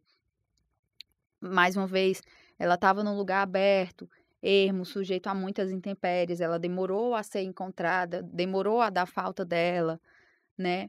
Mais uma vez, você não procurar uma pessoa que está em sua completa autonomia, então ela era maior de idade, ela tinha autonomia, ela não devia satisfação a ninguém, ninguém tem por obrigação de procurá-la. Ela estava viajando sozinha num país que ela era estrangeira.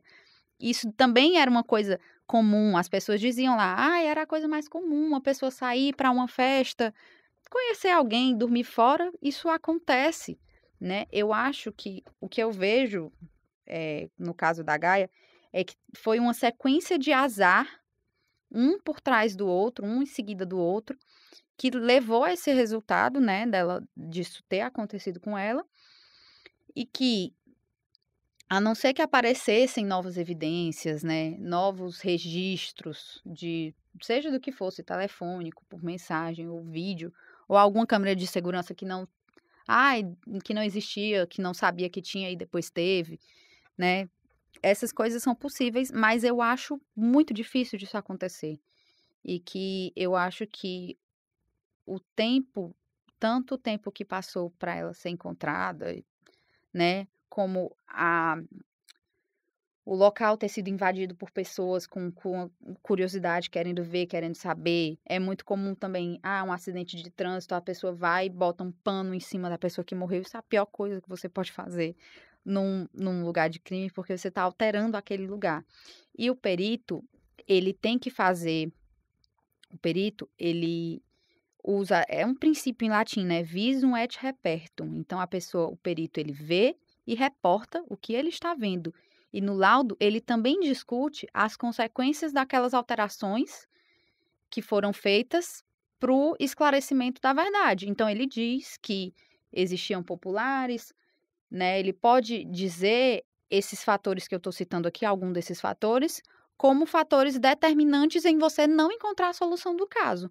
Não porque não exista essa solução, mas porque, por conta da combinação desses fatores, não seja possível encontrá-la, né? Então, tudo isso é muito difícil, é uma sequência de coisas que foram dando errado para que seja possível determinar um suspeito para levar a julgamento, considerando que o pouco que se tem de DNA não foi possível, né? Porque você também... todo mundo gostaria que a Gaia tivesse a justiça que ela merece, mas a gente também não pode procurar essa justiça injustiçando uma pessoa sem ter certeza, quem quer que seja essa pessoa, de que ela fez aquilo, né? Existem também alguns casos de pessoas que são condenadas e que passam anos preso para só depois descobrir que não tinha sido a pessoa, né? Por vários motivos que não vêm a esse caso, mas eu acho que é um caso muito difícil, muito complexo, com uma sequência de fatores que atrapalharam, pronto, essa é a palavra, que atrapalharam a investigação, né? Que acabou que até hoje, 10 anos depois, ela não temos uma conclusão, e que pode ser que não tenhamos. Pode ser que sim, né? Eu não trabalhei no caso, então eu não sei, então pode ser que sim, mas existe grande chance de que continue sem respostas, infelizmente. Mas ainda existem pessoas que continuam acreditando num desfecho positivo. Paula Bonelli, dona da pousada Nova Era, onde Gaia ficou hospedada, é uma dessas pessoas. Esperanças a gente sempre tem, né? Porque foi muita brutalidade e com uma pessoa que não merecia isso. É uma coisa que vai ficar para dentro da gente para sempre, sabe? E a gente reza para isso ser resolucionado um dia, né? Por ela mesma, pela Gaia, porque não mereceu isso, não merecia mesmo isso, não. A mãe de Paula, Virgínia Letrese, também. Que eu acho que seria giusto encontrar chi fez questa cosa, sì, perché non pode passare impune, no. Dicono che a giustizia demora ma non falha. Ecco, io mi auguro che questo si concretizzi. Acho che questo tem que concretizzare perché non è giusto. Non è giusto che un'altra persona si permette di annullare a vida, una vida che era toda per dare o melhor de si, né? A senhora acredita que esse dia vai chegar? Pode ser. Se è una questione di buona volontà e di superare alguna barriera che stanno collocate e che sono difficili da tirar, ma è possibile. Precisa gente coraggiosa e determinata. Allora sì.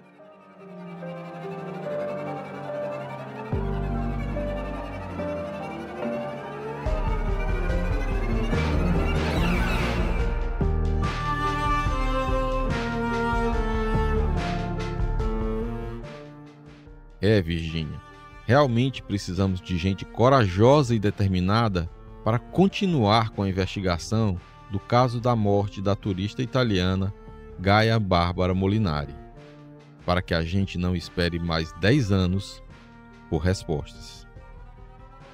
Gaia foi morta quando retornava da Pedra Furada no dia 24 de dezembro de 2014. O assassino a agrediu brutalmente, principalmente com pancadas no rosto. A esganou e depois estrangulou. Ela não foi violentada sexualmente. O horário da morte é estimado entre as 14 horas do dia 24 de dezembro de 2014 até a 1 hora da manhã do dia 25. Mas é muito improvável, conforme alguns investigadores com quem conversei, que ela ainda estivesse viva de noite, horário em que deveria se aprontar para voltar para Fortaleza. As perguntas que fizemos no início do podcast, quem matou Gaia e por quê, continuam sem respostas. Eu não gostaria de encerrar esse podcast sem um indício novo, sem dizer que as investigações foram retomadas. Mas, infelizmente, foi isso que aconteceu. O que eu posso garantir é que continuarei cobrando das autoridades por esse e por outros casos que continuam sem a autoria identificada. Qualquer atualização sobre a investigação do caso Gaia, nós manteremos você informado por aqui e também no site do Diário do Nordeste. Esse foi o caso Gaia, segunda temporada do Sigilo Quebrado. Eu gostaria de dedicar essa temporada à memória de Gaia Molinari, brutalmente assassinada em Jericoacoara. Ela, que sempre semeou amor e luz por onde passou, acabou por perecer de uma forma tão cruel. Mas seu exemplo de vida continua nos inspirando. Quero agradecer a Valentina Carraro, mãe de Gaia, pelas palavras que dedicou a mim por e-mail, pela força e pela serenidade. Agradecer a todos os ouvintes que dedicaram seu tempo para acompanhar essa temporada. A minha esposa Ana Cláudia pela paciência nesse período em que me dediquei muito a esse projeto e por ser minha maior incentivadora. Aos meus familiares e amigos pelo apoio, audiência e divulgação. Aos colegas de redação pela ajuda nas locuções e nas outras demandas diárias. Agradecimento a Clarice Nascimento, Yuri Figueiredo e Paulo César Sena pelas conversas sobre roteiro e a ajuda na produção. Obrigado também a toda a equipe de distribuição de conteúdo e das redes sociais do DN. Um obrigado especial a minhas fontes, que não podem ser citadas, mas que me ajudaram muito na construção dessa temporada. Obrigado aos peritos Fernando Vasconcelos, professor Vitor Hugo, Camila Medeiros, a advogada Adriana do Vale, a defensora pública Gina Moura e as empresárias Paula Bonelli e Virgínia Letreze, pela acolhida em Jeri e pelas entrevistas. Esse podcast é uma produção original da Editoria de Segurança do Diário do Nordeste, empresa do Sistema Verdes Mares de Comunicação. Se você quiser ver vídeos e fotos da época do caso, vá nas redes sociais do Diário do Nordeste e no nosso site. Os links estão na descrição do episódio. Esse podcast foi produzido, roteirizado e editado por mim. A voz da abertura é da repórter Luana Severo. A trilha sonora é da biblioteca do YouTube e do Pixabay. A supervisão do conteúdo é da Aline Conde e da Giovana Rodrigues. A coordenação é da Karine Zaranza e do Alan Barros. A gerente de jornalismo é a Ivila Bessa. O gerente de audiovisual é o André Melo e o diretor de jornalismo é o Gustavo Bortoli. Siga nosso podcast no Spotify e na Amazon Music, assine na Apple Podcasts, no YouTube e favorite no Deezer. Dessa forma, você recebe a notificação e não perde nenhum episódio novo. Gostaria de pedir para você compartilhar o nosso podcast com parentes, amigos, dar as estrelas que você acha que nós merecemos no Spotify. Também peço que você deixe o seu comentário e avalie o nosso programa em outras plataformas da sua preferência. Se você tiver qualquer sugestão, crítica, dúvida ou foi citado e quer direito de resposta, envie um e-mail para sigiloquebrado@svm.com.br. A gente se vê num próximo episódio ou na próxima temporada. Até mais. Quem tiver informações que possam ajudar a polícia a chegar ao culpado, ligue 181, o Disque Denúncia da Secretaria da Segurança Pública e Defesa Social, ou ligue para o número 3101-0181, que é o número de WhatsApp, pelo qual podem ser feitas denúncias via mensagem, áudio, vídeo e fotografia, ou ainda via e-denúncia, o site do Serviço 181, por meio do endereço eletrônico disquedenuncia181.sspds.ce.gov.br. As informações também podem ser encaminhadas para o telefone 85-3257-4807 do DHPP, que também é o WhatsApp do departamento. O sigilo e o anonimato são garantidos.